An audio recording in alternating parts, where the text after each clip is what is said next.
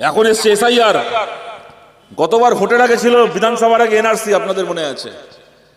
এনআরসির বিরুদ্ধে লড়াই করছিল আনিস খান, আর এনআরসি করে বাংলার মুসলমানকে পাঠিয়ে দেবেন বাংলাদেশে হুমকি দিচ্ছিল কে? বাবুল সুপ্রিয়।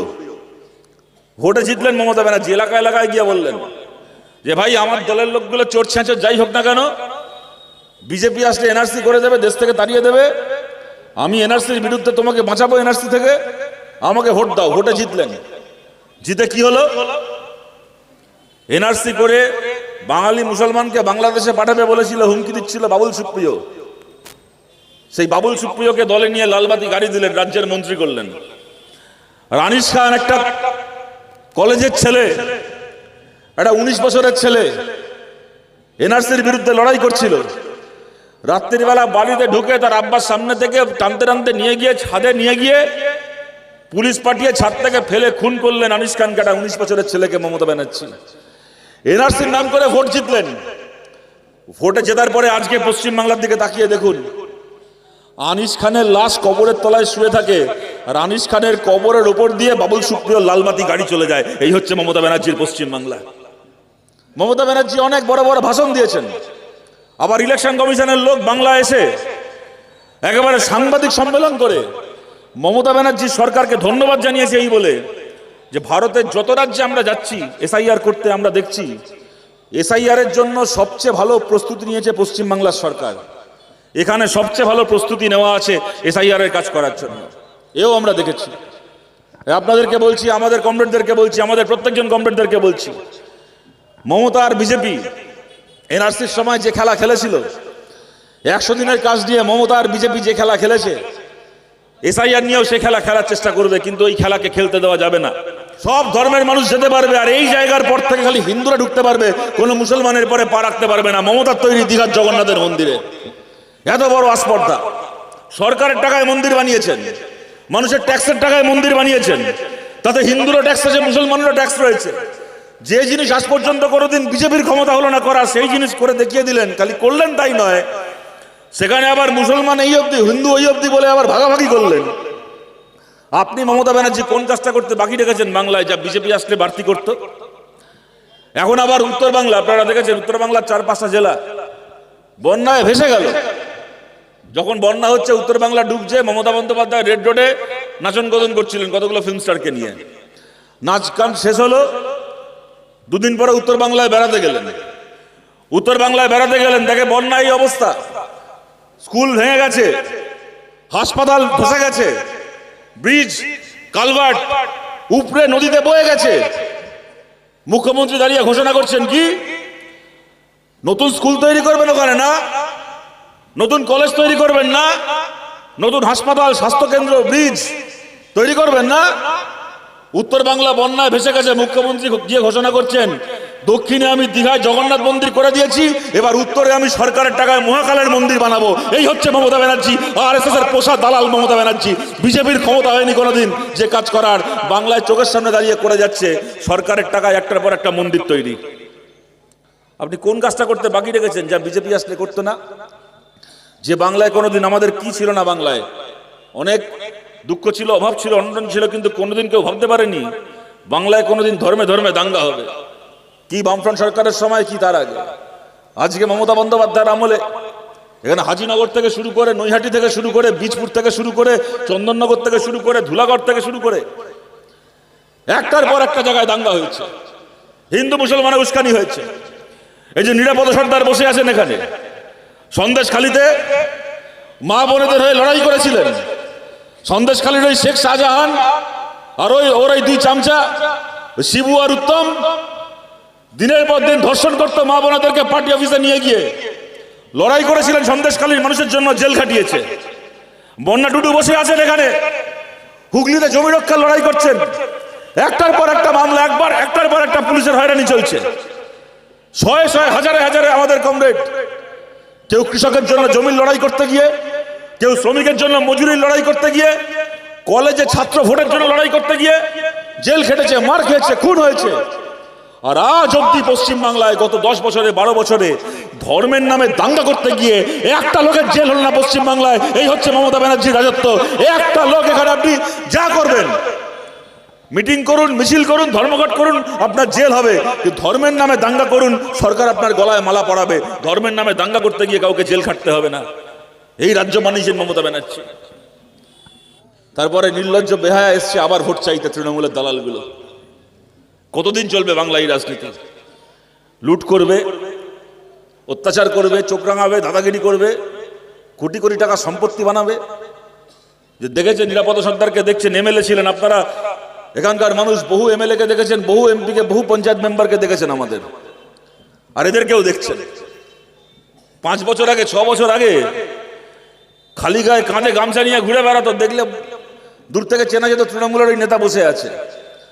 এখন পঞ্চায়েত দখল করেছে গায়ের জোরে। কিভাবে পঞ্চায়েত দখল হয় আপনারা জানেন। এখানে পঞ্চায়েত সমিতিতে আমরা জিতেছিলাম, সার্টিফিকেট কেড়ে নিয়ে দখল করেছে। গোটা বাংলার এই চেহারা।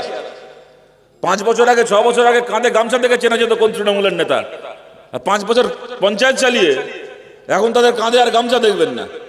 এখন 2 কিলোমিটার দূর থেকে দেখতে পাবেন হেঁটে আসছে, গলায় দেখবেন একটা কুত্তার বকলেসের মতো সোনার চেন ঝুলছে। দেখলে চিনতে পারবেন তৃণমূলের পঞ্চায়েতের নেতা। রাগ হয় না বলুন তো? কষ্ট হয় না এগুলোকে দেখলে? এই চলবে দিনের পর দিন। এই আপনাদেরকে বলছি, এগুলো বন্ধ করতে হবে, শেষ করতে হবে। সময় খুব বেশি নেই হাতে। দেখুন এই তৃণমূলের চুরি নিয়ে, ওদের দাদাগিরি নিয়ে একটার পর একটা কথা বলে যাওয়া যায়। এদের চুরি, এদের দাদাগিরির বর্ণনা করে সময় নষ্ট করে লাভ নেই। এদের গালাগাল খেয়ে এরা চুরি করা বন্ধ করবে না। এমন বেহায়াদের পার্টি, গালাগাল খেয়ে কোনদিন দেখবেন ছাগল ঘাস খাওয়া বন্ধ করে দেবে, তৃণমূল কোনোদিন ঘুষ খাওয়া বন্ধ করবে না। এদেরকে গালাগাল দিয়ে নিজেদের সময় নষ্ট। আপনাদেরকে বলছি, যা হয়ে গেছে হয়ে গেছে। সামনের দিকে তাকিয়ে আমরা নতুন বাংলা তৈরি করতে চাই। কদিন পরে রাজ্যের বিধানসভার ভোট। আপনাদের আশীর্বাদে, আপনাদের ভালোবাসায়, আপনাদের দোয়ায় আমাদের এমএলএরা জিতে যেতে পারবেন বিধানসভায়। 5 জন জিতবেন না 50 জন জিতবেন না 15 জন জিতবেন না 150 জন জিতবেন, আপনারা ঠিক করবেন। কিন্তু যেখানে যেখানে আমাদের এমএলএরা বিধানসভায় জিতে যেতে পারবে, কতগুলো কাজ আমরা করতে চাই বিধানসভায় দাঁড়িয়ে, কতগুলো কথা আমরা বলতে চাই। আমাদের প্রথম কথা, সুপ্রিম কোর্টের রায় মেনে আমরা চাই আমাদের রাজ্যে সম কাজে সম বেতনের আইনকে লাগু করা হোক। চারদিকে তাকিয়ে দেখুন, এখন কন্ট্রাকচুয়াল চাকরি ছাড়া কোনো চাকরি নেই। কি সরকারি কি বেসরকারি। ছেলেমেয়েরা পড়াশোনা করছে, 20, 22, 24, 25 বছরের ছেলেমেয়েরা কাজ চায়। কোনো চাকরি পার্মানেন্ট নয়। কি সরকারের, কি রাজ্যের, কি কেন্দ্রের সরকারের চাকরি, আর কি কন্ট্রাকচুয়াল চাকরি। যে কাজ করার জন্য একজন পার্মানেন্ট কর্মচারী 40-50 হাজার টাকা বেতন পায়, সেই কাজ করছে আজকে আমাদের ভাই বোনেরা 8 হাজার টাকা 10 হাজার টাকা মজুরিতে। তাও কাজের কোনো গ্যারান্টি নেই। আজকে কাজ থাকলে কালকে থাকবে না, ছাঁটাই, যা ইচ্ছে তাই। 12 ঘন্টা 14 ঘন্টা ডিউটি, শনি রোববার বলে কিছু নেই, পুজোর ছুটি নেই, ঈদের ছুটি নেই। আমরা চাই পশ্চিমবাংলার বিধানসভায় আইন আসুক, সমস্ত কন্ট্রাকচুয়াল চাকরিকে পার্মানেন্ট করার আইন। যারা সরকারি ক্ষেত্রে কাজ করছেন খালি তারাই নয়, বেসরকারি মালিকও বাধ্য হবে ক্ষমতায় আসার বা আমাদের কথাকে বিধানসভায় নিয়ে যাওয়ার পরে আমরা যদি এই আইনকে পাশ করাতে পারি, বেসরকারি কোম্পানির মালিকও বাধ্য হবে 6 মাস থেকে 1 বছরের মধ্যে প্রত্যেক কর্মচারী, কন্ট্রাকচুয়াল কর্মচারীর কাজকে পার্মানেন্ট করা। যে সিভিক ভলেন্টিয়ার ভাই বোনেরা রয়েছেন তাদেরকেও আমরা বলছি, আমরা সিভিক ভলেন্টিয়ারের চাকরিকেও স্থায়ী সরকারি চাকরি করতে চাই। এখন সিভিক ভলেন্টিয়ারের চাকরি মানে হচ্ছে রাস্তায় দাঁড়িয়ে তৃণমূলের হয়ে পয়সা তোলো, থানার বড়বাবুর হয়ে লরি থেকে চাঁদা তোলো, কাজের কোনো গ্যারান্টি নেই, কোনো সম্মান নেই। আমরা সিভিক ভলেন্টিয়ারের চাকরিকেও সম্মানের চাকরি করতে চাই। সেই সিভিক ভলেন্টিয়ারের চাকরিরও পেনশন হবে, প্রভিডেন্ট ফান্ড হবে, যার চাকরিরও নিরাপত্তা হবে, স্থায়ী হবে তার চাকরি, সেই ব্যবস্থা আমরা করতে চাই। আমি বলার আগে বন্যা দিয়ে আস্তে আস্তে শুনছিলাম, উনি বলছিলেন দুর্গাপুরে ধর্ষণের ঘটনা। আপনারা দুর্গাপুর দেখেছেন, আরজিকর দেখেছেন, একটার পর একটা ঘটনা। এই জেলায় কামদুনি দেখেছেন, যতবার এরকম কোনো ঘটনা ঘটেছে, আমাদের ঘরের কোনো মেয়ে, আমাদের কোনো মা, আমাদের কোনো বোন, কারোর সঙ্গে এরকম ঘটনা ঘটিয়েছে কতগুলো জানোয়ার। যতবার এরকম ঘটনা ঘটেছে, প্রত্যেকবার মমতা ব্যানার্জি যে বোনের ওপর, যে মেয়ের ওপর ধর্ষণ হয়েছে তার দোষ খুঁজেছে। সে কেন রাত্রে বাড়ি থেকে বেরিয়েছিল, সে কেন এর সঙ্গে মিশেছিল, সে কেন তার সঙ্গে কথা বলেছিল, সে কেন এই জামা কাপড় পরেছিল। বাংলার মায়েদেরকে জিজ্ঞেস করছি, বাংলার বোনদেরকে জিজ্ঞেস করছি। প্রতিবার ভোটের আগে মমতা বন্দ্যোপাধ্যায় এসে বলবে বাংলার নিজের মেয়েকে চাই, আমি তোমাদের ঘরের মেয়ে, আমি তোমাদের ঘরের বোন, এই বলে মায়েদের বোনেদের ভোট নিয়ে জিতবেন। আর ভোটে জেতার পরে বাংলার কোন মায়ের ওপর, বাংলার কোন বোনের ওপর যখন এই ঘটনা ঘটবে, তখন মমতা ব্যানার্জি মাথায় হাত রেখে একটার পর একটা ধর্ষককে রক্ষা করবেন, আর যে ধর্ষিতা তার দিকে আঙুল তুলবেন। কতদিন এই বেহায়াপনা আমরা বাংলায় সহ্য করব? কতদিন এই নির্লজ্জতা আমরা বাংলায় সহ্য করব? দেখুন, আমরা যখন সরকার চালিয়েছি বাংলায় কখনো ধর্ষণের ঘটনা ঘটেনি এমন নয়। যদি আজ বাদে কাল আপনাদের ভালোবাসায় আবার সরকার চালাই, আমরা সরকারে আসলে ম্যাজিকের মতো সব ধর্ষণ বন্ধ করে দিতে পারবো, হয়তো তাও নয়, বলতে খারাপ লাগলেও এটা সত্যি। কিন্তু এইটুকু বলতে পারি, যদি কোথাও কোনো এরকম ঘটনা ঘটে, বাংলার মুখ্যমন্ত্রী হোক কি পাড়ার একটা ছিচকে মস্তান হোক, কারণ মুখ দিয়ে যদি এই কথা বেরোয় যে ধর্ষণ হয়েছে ধর্ষকদের দোষে নয়, ধর্ষণ হয়েছে ধর্ষিতার দোষে, সেই মেয়েটার দোষে ধর্ষণ হয়েছে, কারো মুখ থেকে যদি এই কথা বেরোয়, তার ওই জিভ ধরে টানতে টানতে আগে তাকে জেলের ভেতর ঢোকানো হবে। এই বাংলা আমরা তৈরি করব। যদি আপনাদের সেই আশীর্বাদ, আপনাদের সেই ভালোবাসা আমরা পেয়েছি। এসআইআর এর কথা দেখুন, বিস্তৃতভাবে আমার এখানে বলার সুযোগ নেই, আপনারা সবাই জানেন এসআইআর মানে কি। আমাদের গণতন্ত্রে অনেক দোষ ছিল, অনেক ত্রুটি ছিল, অনেক খামতি ছিল আমাদের দেশের গণতন্ত্রে। টাকা দিয়ে ভোট হয়, গায়ের জোরে ভোট হয়, জাতের নামে ভোট হয়, ধর্মের নামে ভোট হয়, ভোটের আগে লোকে একরকম কথা বলে, ভোটের পরে ভুলে যায়, অনেক কিছু ছিল। কিন্তু একটা জিনিস আমাদের দেশের গণতন্ত্রে ছিল কি, যে এখানে ভোটাররা ভোট দিয়ে ঠিক করে কে সরকার। আর এসআইআর মানে কি? এসআইআর মানে ভোটাররা ঠিক করবে না কে সরকার, আগে সরকার ঠিক করবে কে ভোটার। সরকার ভোট দিয়ে ভোটার ঠিক করবে, তার মানে হচ্ছে এসআইআর। বিহারে করেছে, এখন পশ্চিমবাংলায় আসছে, বলছে নাকি এখানে অনেক জাল নাম রয়েছে ভোটার লিস্টে, অনেক মৃত মানুষের নাম রয়েছে, সেগুলোকে বাদ দেওয়ার জন্য এসআইআর হচ্ছে। আরে বাংলার ভোটার লিস্টে, ভারতের ভোটার লিস্টে মৃত মানুষের নাম রয়েছে। আমরা বামপন্থীরা এই কথা বুকের রক্ত তুলে বলে আসছি, কিন্তু বলুন তো, সেই নাম বাদ দেওয়ার জন্য আজকের তারিখে এসআইআর লাগে? আজ যখন কোনো মানুষ মারা যান, তার সৎকার হয়, কোথায় সৎকার হয়? হিন্দু হলে কবরে, মুসলমান হলে হিন্দু হলে শ্মশানে চিতায়, মুসলমান হলে খ্রিস্টান হলে কবরে।